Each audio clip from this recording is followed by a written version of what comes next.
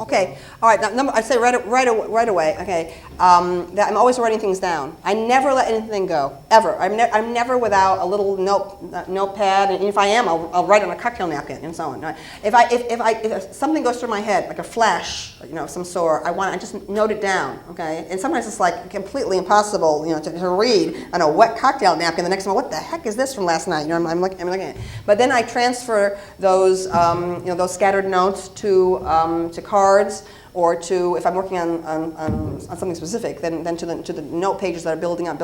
But before I ever write anything, I do an incredible amount of preparation. I've written everything down. I've known people who say, well, I don't know what I'm going to say until I start writing. And I go, oh my, I can't even imagine that approach. Okay, I have to have everything completely, it's almost like skimming. It's almost like cooking like a big thing of chicken soup or something, and all the stuff rises to the top. You have to skim it off, like something like that. Okay. So that's what I feel I'm always doing, like that. My mind has all these pots going on. There's the big, I don't know, black bean soup back here, and the Italian chicken soup over here, and they're all boiling, simmering. Okay, always going on, and I'm always trying to skim, so that my mind can be free. I don't want to hold anything in my mind. Okay, I think that's another one of my secrets as a writer. I feel that when you hold something in your mind, you're using up mental energy. Okay, so I try to get it out, and it makes room for more things to keep rising up.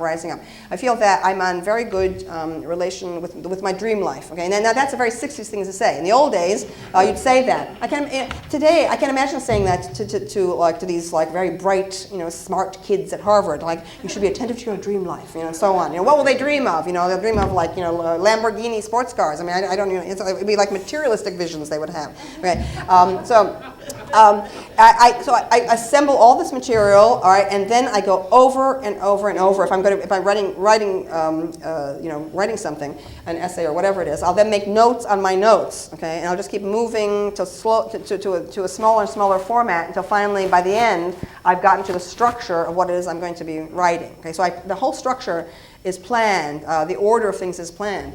I've heard people say about the computer, they'll say, oh, I love the computer, you can move paragraphs around. And I go, huh? The idea of moving a paragraph around, right, is so remote from my experience. I feel like I'm a builder, like with stone. It's almost like the Italian tradition with stone. Okay, like in Sexual Personae, my paragraphs are like building blocks. Okay, in fact, at that period, someone asked me, what's your secret of writing? And I said, my secret is first I write sentences, then I write paragraphs, okay? And that sounds like very simple, okay? But actually it isn't. Very few people pay attention to paragraphs anymore, or to sentences, individual sentences, okay? I feel that each paragraph has its own identity, and in Sexual Personae, of course they're connected to the paragraphs that precede and follow. But they are. I view them as real blocks. In fact, it kills me at the end of the first chapter where they forced me to take some material out at the very end. The editor, I had this whole thing about the nuclear apocalypse and the universe and so on. And every time I see that last page with this diminished size paragraph, okay, I just feel that the symmetry of the book is completely thrown off, because that was like a fuller block, once. Anyway, all right. So then my attention to the individual sentence, I think, is unusual. Okay? I feel that a sentence has its own life. A sentence, is like almost like a person, okay?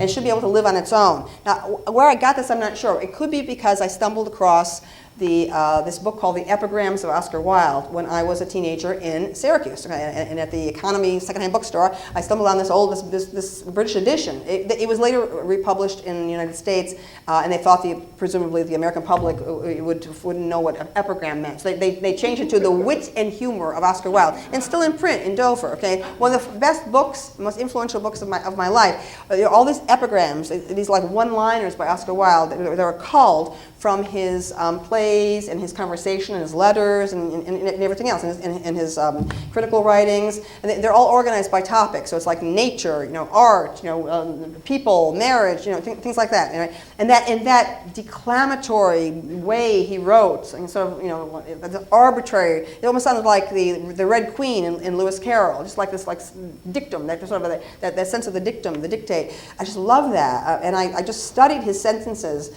And that was always my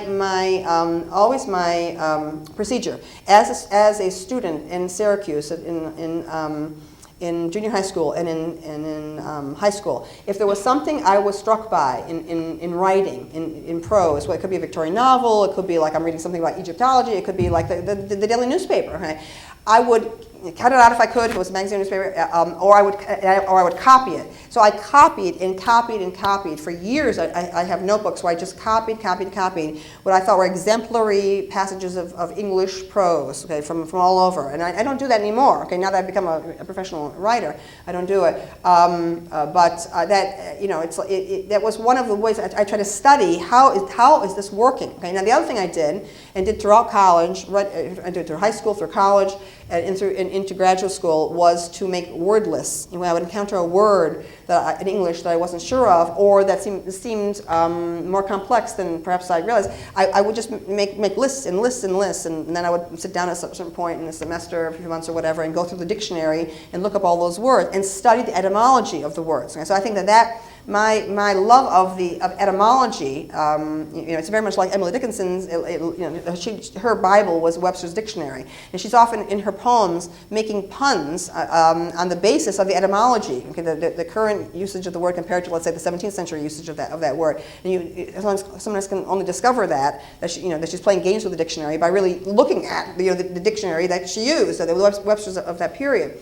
And Sylvia Plath was a great student of the thesaurus, also constantly scrutinized the thesaurus, studied it, and I love the thesaurus also. I'm always looking for the mot juste, okay, constantly. So at any rate, I feel that my love of English, was nurtured through the study of the dictionary, the study of etymology. And then, to return to how I write now, for me, the most painful part of writing is the first draft. Okay, it's a horror. Okay, it's a horror, and I think many writers will say that. For them, it's like the blank piece of paper in the typewriter. Okay, for me, it's I don't write on the computer, except I will write articles for newspapers, let's say, or business letters. Okay, but I will never would I write an important piece of writing on the computer or on a typewriter. Never. Okay, it has to be longhand for me. Okay, it has to be longhand. I have to engage with the paper. I have to be able to manipulate the paper. I make cross outs, and so on. I have to see what I crossed out. I make arrows. I'm circle, and so on, et cetera, et cetera. I like to page through. So I'm hunched over the paper, and it's like very agonistic. Okay, dealing with that first draft. Then when I transfer it to the computer, okay, and then print it out to see what it looks like, because that's how the reader is going to see it. Okay, and then I make further judgments based on that. But the actual writing, important writing, never would I ever write into the machine. And I think people who are doing that over the last 20 years are progressively losing style. You lose a sense of style, and you lose a sense of continuity, because you can't tell what you said on the prior page. You have to sort of scroll back, but then you've lost, you've lost the whole spatial relationship of pages. The body's relationship to your writing is completely lost. Anyway, that's what it is for me. So anyway, the first draft is horrendous for me, absolutely horrendous. I dread it. I go to bed saying, "Oh my God, I have to start writing that tomorrow." Oh no, and every writer always feels it won't come again. It's like it'll never happen again. You'll never write another. You always feel that. Okay, what can I do this? I don't. And so for this book, okay, it was sort of like 43 times. Can I do it? I don't know. Can I do it? Oh my God, can I do it? Like that. Okay, and then I get the first draft. It's like happiness.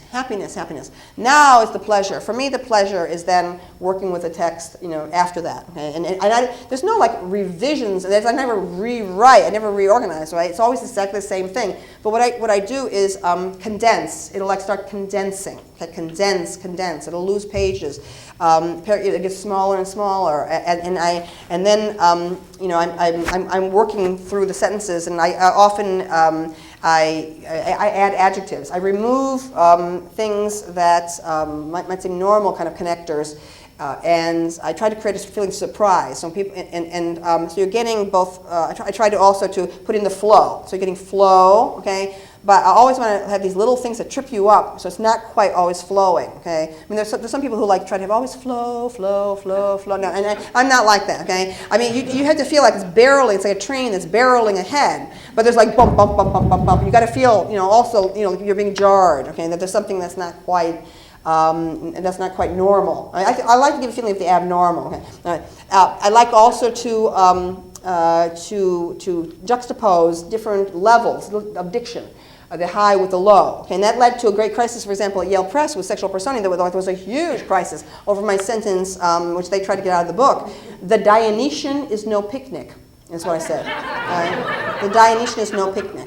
Right? And my editor, who was totally sympathetic to the book, okay, said, you can't do that, that's slang. You can't put that into a Yale Press book. I said, well, that is a classic Paglia sentence, even though I had no published book in. Okay, I'm like, right, so, you know, and that's what I mean. Okay, so we had a huge argument, huge fights over that. Okay, finally, I had to give up some other things. I forget what they were. I had to give up, okay, and sacrifice to get that sentence in the book. And then it became one of my most popular sentences in the book. Okay, so then Yale Press thought, you know, okay, so I think they've relaxed their standards, you know, a little more than they were at that point, which was that was the late '80s. The book was published in early 1990. And so I like to do that. I like to introduce slang, the colloquial voice, and I like also to use exclamations, okay, to create an exclamatory effect, you know, now and then. You know, things that are, you know, kind of abrupt, okay. You know, again, that disrupt the flow. And what else? But anyway, to me, it's absolute ecstasy, that stage where, I mean, it's a dream. I love to just go upstairs. I'm sitting there, and the TV could be on with the sound off, the music could be on, okay, etc. I could be doing other things, but I just have the thing in front of me, and I'm just like improving, polishing. That can go on for, you know, for weeks. And that, to me, is the whole reward of writing, is to get to that stage where the polishing, and then watch it take shape, and watch the things emerge, etc. So that's what I was doing, as I said, you know, the 2 years.